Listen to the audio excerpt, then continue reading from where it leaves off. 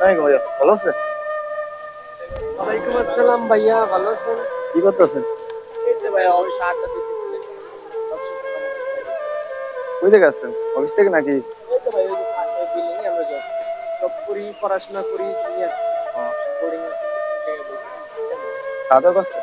হ্যাঁ ভাই, অবশ্যই আলহামদুলিল্লাহ খাওয়া-দাওয়া করতে আপনি করছেন? হ্যাঁ আলহামদুলিল্লাহ, আমি এইমাত্র করে অফিস থেকে বেরিয়েছি। আপনার সাথে কিছু কথা বলা যাবে?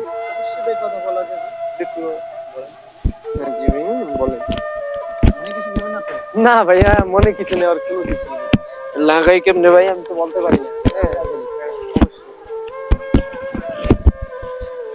বিবাহিত?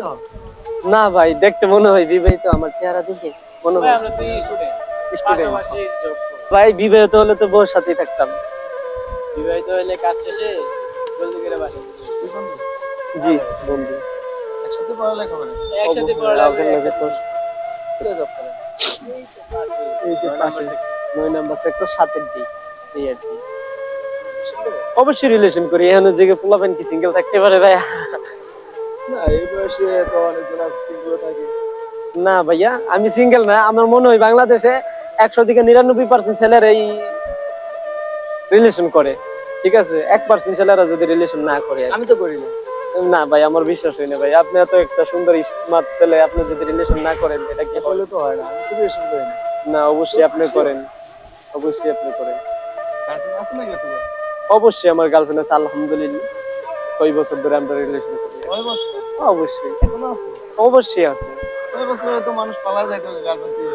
না ভাই, গার্লফ্রেন্ডে পালা যায়। যদি ভালোবাসার মানুষটা সঠিক হয় তাহলে থেকে যাবে, আর যদি ভালোবাসার মানুষটা সঠিক না হয় তাহলে চলে যাবে। তাহলে একটি কথা বলবো? জি বলেন। শিওর? শিওর বলেন। আপনি গার্লফ্রেন্ড বললেন? ভাই আমার গার্লফ্রেন্ডের সাথে আমি মাসে একবার কথা বলি, 15 দিনে একবার কথা বলি, আমি কিভাবে এখন ফোন দেবো হ্যার মার মোবাইল? না, অবশ্যই আমার বিশ্বাস আছে। তো যুগে তো কোনো বিশ্বাস নেই। ভাই আমার বিশ্বাস আছে, হ্যার বিশ্বাস আছে, বিশ্বাস আছে বিদেই তো 6 বছর রিলেশনটা ঠিক আছে। সবকিছু হলো বিশ্বাস।